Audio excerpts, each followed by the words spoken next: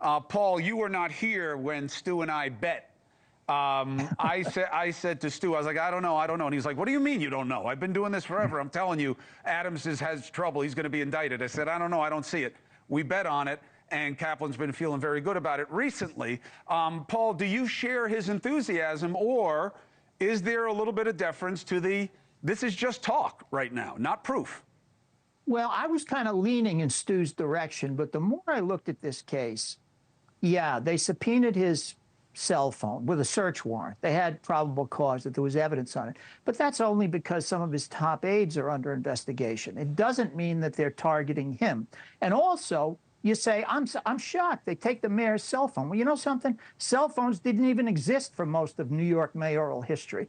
And you have to go back and look at all of the prior mayoral investigations. Virtually every mayor has been investigated during his mayoralty. I think the only one I could find who wasn't, believe it or not, was Giuliani. Yeah. But the last time one was arrested, it was William Dwyer. Well, he wasn't arrested. He was about to be arrested, and he resigned the mayoralty. That was a long time ago. After that, you got to go back to 1932. Yeah, this is a long time ago. Jimmy this is Walker. Unusual, Paul. We don't usually see this. It's very unusual. Yeah, and you really need strong evidence to take down but here's the flip. mayor. I don't see it yet. Here's the flip. This, to Stu's point, and I'll tee up the man himself. And by the way, I have Callan as a mentor for me. I have Stu on because he knows so much better. I bring you guys better minds. That's why I call him that.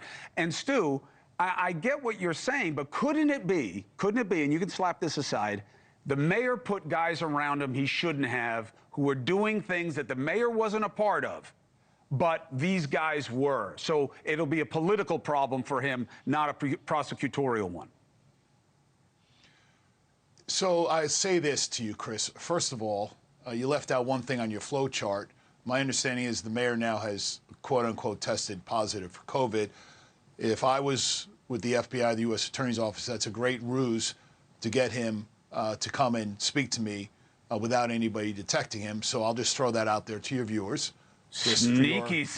Just Fugazi COVID. But let me, and Paul, you know, is a colleague that I respect, and I will think that maybe I can change his direction by saying this. The FBI only brings in the IRS when they have been able to realize in looking over bank records that there's money laundering, there's tax evasion, that there's a flow of money for ill-gotten gains, meaning it's part and parcel of their investigation. And the fact that the IRS now is squarely in the center of this investigation, it now tells me that this is a play-to-pay corruption investigation where all things lead back, assuming I'm correct, to potentially the mayor. And I would find it Stu, where is that? Just one question.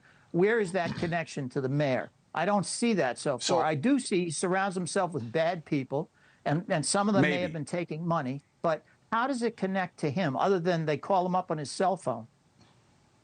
So to your point, Paul, I don't deminimize going and preparing an affidavit on behalf of a search warrant in the Southern District of New York, where the scrutiny used to be kind of mid-range and now it's off the charts, because these judges, and rightfully so, are somewhat intimidated by being criticized for the overuse and overapproval of intrusive things such as search warrants. And when you take someone's cell phone, it is one of the most intrusive things you can do other than entering into someone's home, because our cell phones, and here's where I think people need to understand, a cell phone is no longer a cell phone.